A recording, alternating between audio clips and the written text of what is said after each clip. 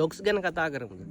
Logs කියවන්ඩ logs කියන්න මොනවද විශේෂම ලිනක් සර්වර්ස්වල ලොග්ස් මොකද ලිනක්ස්නේ බහුතරයම අපේ ඉන්ෆ්‍රාස්ට්‍රක්චර්ස් වල තියෙන්නේ ප්‍රොඩක්ෂන් එකට ගියාට පස්සේ මේ ඉන්ඩස්ට්‍රි එකේදී ඉතින් මේ ලිනක්ස් ලොග්ස් එහෙම නැත්නම් සර්වර් ලොග්ස් ගැන දැනගෙන ඉන්න එක ඇයි අපිට වැදගත් වෙන්නේ විශේෂයෙන්ම අන්ඩර් ග්‍රැජුවේට් ලෙවල් එකේ ඉන්න ඔයා එතකොට ඇසෝසියේට් ලෙවල් එකේ ඉන්න ඔයාට මේ ලොග්ස් ගැන නොලෙජ් එක ගොඩක් වටින්නේ ඇයි කියලා පොඩ්ඩක් කතා කරන්න මම ආවේ. ඒක වටින්නේ ඇයි කියන එක මේ කතාව කරගෙන යනකොට ඔයාට තේරෙයි කියලා හිතෙනවා. ඉතින් ඒක හින්දා මම පොඩ්ඩක් ඉස්සෙල්ලාම ලොග්ස් ගැන කියන්න. මේ ලොග්ස් කියන්නේ ඇත්තටම නිකන් හරියට අපි අර ගන්න ECG report එකක් වගේ අපේ. හැබැයි ECG report එකකට වඩා විස්තර තියෙනවා මේ සර්වර් ලොග්ස් වල. මොකද සර්වර් එකක් ඇතුලේ සිද්ධ වෙන හැම දෙයක්ම වගේ මේ ලොග් ෆයිල් වල සටහන් වෙනවා. එතකොට මේ ලොග් ෆයිල් කියවල තමයි අපි දැනගන්නේ මොනවද උනේ, මොන වෙලාවෙද උනේ, මොන දවසේද උනේ, කවුද මේක කරේ. මේ වගේ ගොඩාක් විස්තර අපි කියවන්නේ ලොග්ස් ෆයිල් බලලා. හරියට ඒක අතකට ආයි තව උදාහරණයක් විදිහට ගත්තොත් අර ප්ලේන් එකේ තියෙන බ්ලැක් බොක්ස් එක වගේ. ඉතින් මොනවද මේ ලොග්ස් කියන්නේ? ලොග්ස් කියන්නේ සාමාන්‍ය ටෙක්ස්ට් ෆයිල් එකක් සර්වර් එකක් ඇතුලේ තියෙන. හැබැයි මේ ටෙක්ස්ට් ෆයිල් එකේ ලොකු කන්ටෙන්ට් එකක් තියෙනවා. සාමාන්‍ය පොලි ටෙක්ස්ට් ෆයිල් එකකට වඩා මේක ගොඩක් ටිකක් කැපැසිටි එකෙන් ටිකක් බර වෙන්න පුළුවන්. ටිකක් කිලෝබයිට් වලින් එළියට ගිහිල්ලා මෙගාබයිට්ස් ගිගාබයිට්ස් වලටත් යන්න පුළුවන් ලොග්ස් ෆයිල්. එතකොට ලිනක්ස් සර්වර්ස් ගත්තාම සිකන් ඩිෆෝල්ට් මේ ලොග් ෆයිල් තියෙන. දැන් මම ඇයි ඩිෆෝල්ට් කියන්නේ දැන් සාමාන්‍ය ලිනක්ස් ඔපරේටිං සිස්ටම් එකක් අපි ඉන්ස්ටෝල් කරලා ප්‍රොඩක්ෂන් එකට දැම්මට පස්සේ මේ ඉන්ස්ටෝලේෂන් එකත් එක්කලා ලිනක්ස් සර්වර්ස් වල ඩිෆෝල්ට් ලොග් ෆයිල් තියෙන තැනක් තියෙනවා. ඒ තමයි වා ෆෝල්ඩර් එකේ ලොග් කියන ෆෝල්ඩර් එක ඇතුලේ. හැබැයි අපි අපේ ඇප්ලිකේෂන් ඉන්ස්ටෝල් කරනකොට මේ සර්වර්ස් ඇතුලේ අපේ සර්විසස් කන්ෆිගර් කරනකොට මේ ඩිෆෝල්ට් ලොග් පාත් වෙනස් කරනවා. ඒක සිකියුරිටි පර්පස් වෙන්න පුළුවන්. එහෙම නැත්නම් අපේ ඇප්ලිකේෂන් එක ලියලා තියෙන විදිහ වෙන්න පුළුවන්. ඒ විදිහට ඩිෆෝල්ට් ලොග් පාත් ගැන කතා කරොත් අපි දන්නවා රූට් එකේ තියෙන වා ෆෝල්ඩර් එක ඇතුලේ logs කියලා ෆෝල්ඩර් එකක් තියෙනවා. මෙන්න මේ logs කියන ෆෝල්ඩර් එක ඇතුලේ තමයි එක එක නම් වලින් logs ෆයිල් හැදෙන්නේ. මේක ටෙක්ස්ට් ෆයිල් එකක්. නමුත් මේකේ ෆයිල් එක්ස්ටෙන්ෂන් එක විදිහට .log මොකක් හරි ෆයිල් නේම් එකක් .log කියලා තමයි අපිට මේ logs ෆයිල් බලා ගන්න පුළුවන්. සමහර වෙලාවට .log කියන එක්ස්ටෙන්ෂන් එක නැතුවත් ෆයිල් තියෙනවා. දැන් වාලොග් මැසේජස් ගැන අපි කතා කරමු. ඒ වගේ ෆයිල් එකක් ගත්තොත් ඒකේ අර .log කියලා නැහැ. නමුත් ඒක ප්‍රධානම log ෆයිල් එකක්. දැන් මේ log ෆයිල් ගත්තාම අපිට අර එක ලිනක්ස් ඔපරේටින් සිස්ටම් එක්කලා වැඩ කරන එක්ස්පීරියන්ස් එකත් හරියට වටිනවා. මොකද දැන් උදාහරණයකට සිස්ටම් එකේ ලිනක්ස් ඔපරේටින් සිස්ටම් එකේ වෙන දේවල්, සර්විසස් වල වෙන කොමන් දේවල්, කර්නල් එකේ වෙන දේවල්, එතකොට මොනවා හරි සර්වර් එකට ඉන්ස්ටෝල් කරොත් ඒ වගේ නිකන් මේ කොමන් ඩීටේල් ඔක්කොම වගේ log වෙන්නේ සටහන් වෙන්නේ වාලොග් මැසේජස් වල වෙන්නත් පුළුවන්. නැත්තම් සිස්ලොග් වල වෙන්නත් පුළුවන්. කොහොමද අපි මේවා තේරුම් ගන්නෙ? මෙහෙමයි. ඕක ප්‍රධාන විදිහට වෙනස් වෙන්නේ දැන් Red Hat based operating system එක ගන්න. ඒ කියන්නේ Red Hat, CentOS, Oracle Linux මේ වගේ මේ Red Hat based operating system වල ඔය කියපු common logs, ඒ කියන්නේ system logs, services log, එතකොට ඔය kernel logs, ඔය වගේ දේවල් මේ common logs සටහන් වෙන්නේ වා.log messages කියන ෆයිල් එකේ. වා.log messages.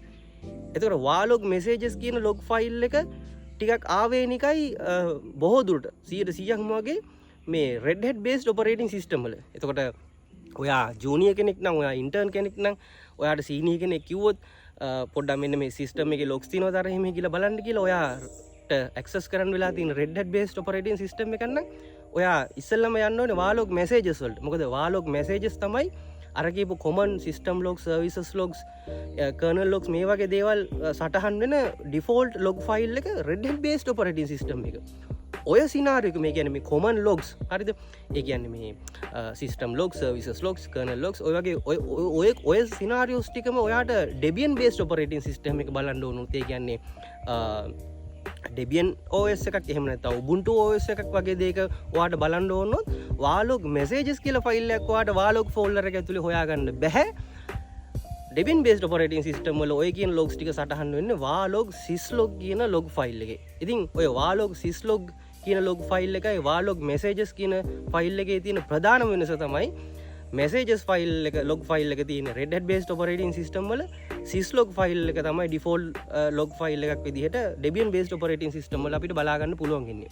ඒ වගේම Red Hat based operating system වල system එකේ authentication සම්බන්ධ දේවල්, ඒ කියන්නේ කවුද මේකට SSH කරේ, කවුද log වුණේ වගේ දේවල්, මේ authentication සම්බන්ධ විස්තර වාලොග් messages ෆයිල් එකේ නැතුව වෙනම තව log ෆයිල් එකක සටහන් වෙනවා. එතකොට මොකක්ද ඒ ෆයිල් එක? වාලොග් secure. ඒකටත් ෆයිල් එක්ස්ටෙන්ෂන් එකක් නැහැ. වාලොග් secure කියන ෆයිල් එක තමයි log ෆයිල් එක විදිහට අපිට බලා ගන්න පුළුවන් වෙන Red Hat based operating system වල. එතකොට මේක තියෙන්නේ වාලොග් ෆෝල්ඩර් එක ඇතුලේ. ඒතර අපිට බලා ගන්න ඕන Red Hat based operating system එක කවුද සර්වර් එකට SSH ලා log උනේ, මොන වෙලාවෙද log උනේ, මොන දවසේද log උනේ, මේ වගේ authentication සම්බන්ධ මේ security logs සඳහන් වෙන්නේ වාලොග් secure කියන ෆයිල් එකේ. ඔය සිනාරියෝ එකම අපි Debian based operating system එක අපිට බලා ගන්න ඕන නම් වාලොග් secure කියලා log ෆයිල් එකක් නැහැ Debian based operating system වල. තියෙන්නේ වාලොග් auth කියලා log ෆයිල් එක. එතකොට මේ auth log එකේ තමයි ඔය SSH logins ඔය වගේ අර login සම්බන්ධ secure details වදින්නේ. වාලොග් auth කියන log එකේ තමයි Debian based operating system එක. ඉතින් මම ඔය කතා කරේ සාමාන්‍ය Linux operating system වල තියෙන common log file ගැන. ඉතින් මේ දේවල් අපිට දැනගෙන ඉන්න එක ගොඩාක් වටිනවා. ඒ වගේම අර මම කිව්වා වගේ එක Linux operating system වල experience තියෙන එක ගොඩාක් වටිනවා. මොකද එක organisation එකක Red Hat based operating system තියෙන්න පුළුවන්, තව organisation එකක Debian based operating system තියෙන්න පුළුවන්. එහෙම නැත්නම් මේ දෙකම තියෙන්න පුළුවන්. ඉතින් ඒකින්ද මේ එක Linux operating system වල සමහර පුංචි වෙනස්කම් තියෙනවා මේ logs වලදී එහෙම. ඉතින් ඒ දේවල් experience කරලා තියෙන එක, කලින් ඒ දේවල් ගැන දැනුවත් වෙලා තියෙන එක ඔයාගේ skill showcase කරන්න හොඳ විදිහක්. ඔයා අලුත් කෙනෙක් නම්, ඔයා associate level කෙනෙක් නම් ඒක හොඳ දෙයක් ඔයාගේ skill showcase කරන්න. ඒ වගේම ඔයාගේ දැනුමටත් අනිවාර්යෙන් මේ දේවල් අරගන්න එක මාර විදිහට වටිනවා. ඒ වගේම දැන් අපි කතා කරොත් එහෙම සාමාන්‍යයෙන් ඔය දැන් අපි කතා කරේ common log file නේ. ඒ වගේම මේ log file අපිට configure කරන්න පුළුවන් මේ Linux operating system එකේ සිද්ධ වෙන ගොඩාක් දේවල් බලා ගන්න. උදාහරණයක් විදිහට අපි ගොඩාක්ම ඔය audit logs, rsyslog වගේ services පාවිච්චි කරන මේ තව extra log services මේවා configure කරලා අපේ Linux operating system වල සිද්ධ වෙන තව ගොඩාක් දේවල් අපිට බලා ගන්න පුළුවන් විදිහට log file වල ලියවෙන්න අපි හදනවා. උදාහරණයක් විදිහට ගත්තොත් අපි audit logs configure කරාට පස්සේ මේ Linux operating system එක අපිට ඒක customize කරන්න පුළුවන්. ඒක අපිට කැමති දේවල් logs වෙන විදිහට අපිට නිකන් උදාහරණයක් ගත්තොත් මොන හරි අපිට ඕන කරන මොනිටර් කරන්න ඕන directory මේ structure එකක් තියෙනවා කියලා හිතන්නකෝ. මේ directory structure එකේ කවුද folders හදන්නේ, කවුද මේකේ folders file delete කරන්නේ, කවුද access කරන්නේ, එතකොට මොන වගේ command issue කරේ මේ folder structure එකට, මේ වගේ එකී නොකී මේ ගොඩාක් දේවල් අපිට log කරගන්න පුළුවන් audit වගේ log service එකක් enable කරගෙන මේ Linux operating system වල. ඉතින් අපේ infrastructure එක advance වෙන්න අර default log වලින් එළියට ඇවිල්ලා අපි ගොඩක්ම මේ අර තව standard මේ logs method වලට යනවා මේ audit log, rsyslog වගේ services configure කරලා. ඉතින් මේ දේවල් වල දැනුමත් ඔයාලට තියෙන එක ගොඩාක් වටිනවා. ඒ වගේම දැන් මේ logs server එක ඇතුළෙමනේ මේවා store වෙන්නේ. එතකොට දැන් අපේ infrastructure එක ලොකු වෙන්න අපිට මේ හැම සර්වර් එකකින් එකකටම log වෙවි මේ logs බලන්න බෑ. මට තව දෙයක් මතක් වුණා. logs බලනවා කිව්වහම අපිට සාමාන්‍ය text file එක cat කරලා terminal එකේ බලන විදිහට මේ logs file read කරන්න බෑ. මොකද මේවා මම කලින් කියපු විදිහට මේවා ඇතුලේ ලොකු content එකක් ලියවෙනවා. එතකොට මේවා අර load වෙන්නේ නැති තරම් සමහර වෙලාවට. ඒකින්ද අපිට cat command එකෙන් මේ file එකක් දිගරින්න වගේ ඒ දේවල් කරන්න අමාරුයි. ඉතින් ගොඩක් වෙලාවට ඒකින්ද අපි log file කියවන්න සාමාන්‍යයෙන් basically අපි terminal එකේ පාවිච්චි කරනවා tail command එක, head command එක වගේ දේවල් අපි පාවිච්චි කරනවා. අපිට log file එකේ specific numbers ගානක් read කරගන්න ඕන. අපිට පුළුවන් tail command එකත් එක්කලා -n කියන option එක දාලා අපිට ඕන කරන line numbers ගාන, ඒ කියන්නේ අපිට බලා ගන්න ඕන log file එකේ යටම තියෙන අන්තිම line 50 බලා ගන්න ඕන නම් අපි tail -n 50 ඊට පස්සේ log file එක දුන්නාට පස්සේ අපිට අන්තිම line 50 බලා ගන්න පුළුවන්. ඒ වගේම head command එකෙන් log file එකේ උඩ තියෙන line බලා ගන්න පුළුවන් options දාලා. මේ වගේ එතකොට ඔය head tail වගේ command ගැනත් knowledge එක අපිට ගොඩාක් ඕනේ log file එක කරලා වැඩ කරනකොට. ඒ වගේම අපි ලොග් ෆයිල් රීඩ් කරනකොට අපිට මේ ලොග් ෆයිල් වල තියෙන පැටර්න්ස් අපිට ෆිල්ට කරගන්න ඕනේ. ඒක හින්දා අපිට grep command එක වගේ command ගැන knowledge එක තියෙන එක එක options පාවිච්චි කරලා එක විදිහට මේ log file වල තියෙන අපිට ඕන කරන pattern filter කරගන්න grep command එකේ knowledge එක තියෙන එක logs ගැන වැඩ කරනකොට logs එක්කලා වැඩ කරනකොට ගොඩක්ම වටිනවා. ඒ වගේම අපි මේ terminal එකේ මේ text pattern filter කරන්න පාවිච්චි කරන තව ගොඩාක්ම ප්‍රධාන හොඳම commands දෙකක් powerfulම command දෙකක් තමයි set command එක. set command එක awake command එක අපි ඔකට කියන්නේ awake command එක awk awake command එකත් set command එකත් ගොඩාක්ම වටින powerful command line tools තමයි මේ log file එකල වැඩ කරනකොට ඔන්න ඔය command. ඉතින් ඒ command කියන knowledge එකත් ඔයාලට බලා ගන්න පුළුවන්. මොකද යම් කිසි incident එකක් වුණාම අපිට සම්පූර්ණ log file එකම බලන්න නැතුව හිතන්නකෝ අපිට idea එකක් තියෙනවා මොකක් හරි incident එකක් වෙලා ඒක වෙලා තියෙන උදේ 10යි උදේ 11:00යි අතර ගිහලා අපිට පොඩි idea එකක් තියෙනවා.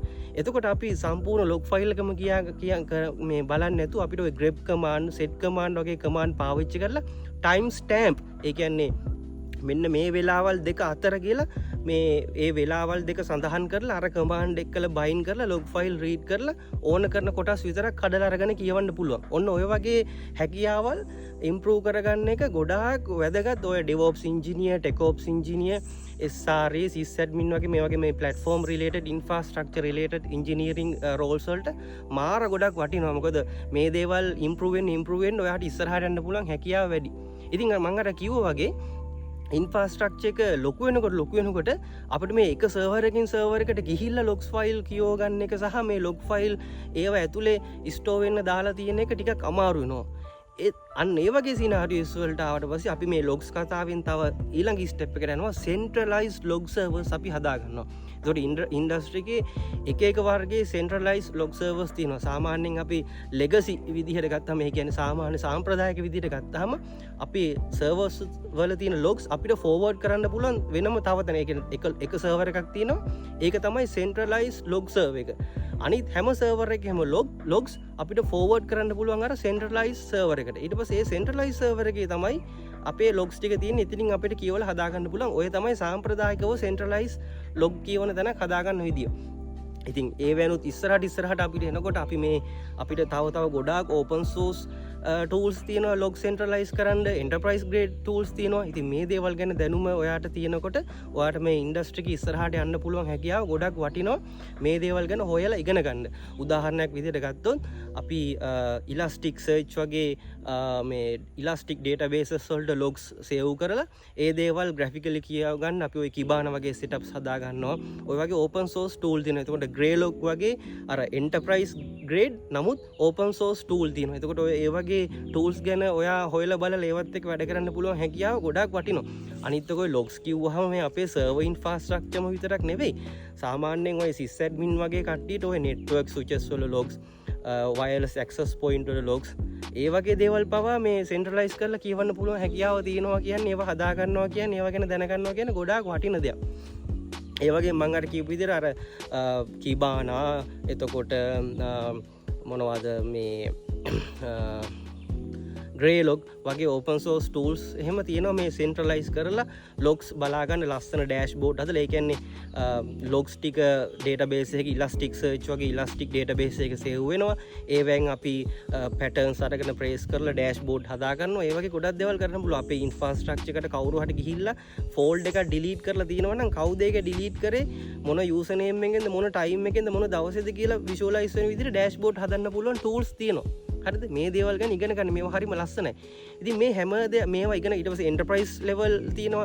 Datadog, Splunk වගේ tools තියෙනවා. enterprise level වලට යනකොට logs කියවන්න, centralized විදිහට logs කියවන්න මේ වගේ ගොඩාක් දේවල් මේ ලෝකේ තියෙනවා. ඉතින් මේවා ඉගෙන ගන්න ඕනේ. මේ දේවල් ගොඩාක් ඉගෙන ගන්න ඕනේ ඕගොල්ලෝ. නැතු සාම්ප්‍රදායික විදිහට ඉඳලා අද කාලේ හරි අමාරුයි. ඉතින් දැන් AIත් ඇවිල්ලා AI වලින් අපිට logs කියවන්න පුළුවන්, log pattern read කරන්න පුළුවන්. මේවා ගොඩක් තියෙනවා. නමුත් AI තිබුණත් මොන tool එක තිබුණත්, මොන open source tool එක තිබුණත්, මොන enterprise grade tool එක තිබුණත් අර මම මේ කතාව මුලින්ම පටන් ගන්නකොට කියපු අර warlog messages, warlog syslog කියන අර ඒ ෆයිල් එක ගැන ඔයාට නොලේජ් එක නැත්තම් ඔයාට මේ උඩට එන්න බැහැ. ඒක හින්දා යට ලෙවල් එකේ ඉඳලා උඩ ලෙවල් එකට ඉගෙන ගත්තාම තමයි මේ සම්පූර්ණ කෝ එකම මේ සම්පූර්ණ මේ gediya පිටින් ඔයාගේ ඔළුවට හොඳට යන්නේ. ඒක හින්දා ලොග්ස් ගැන තියෙන නොලේජ් එක ගොඩාක් වටිනවා මේ ප්ලැට්ෆෝම් ඉන්ජිනියරින් වලදී. ඒ කියන්නේ මේ අපි කතා කරන DevOps, TechOps, SRE, sysadmin, infrastructure engineer වගේ මේ වගේ මේ infrastructure platform related role වලට logs ගැන knowledge එක ගොඩක් වටිනවා. මොකද නැත්තම් අඳුර අතපාත ගන්නවා වගේ දෙයක් මේ logs කියවල තමයි අපි servers වල වෙන හැම දෙයක්ම දැනගන්නේ. ජය වේවා.